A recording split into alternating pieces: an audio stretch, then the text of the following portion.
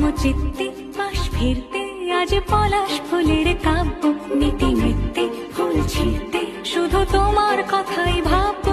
আজ হাওয়া বেপরোয়া দিল সন্ধে পাখির ঝাঁক, এই বিকেল আর বেল ফুল হৃদ মাঝারে থাক নীল দিগন্তে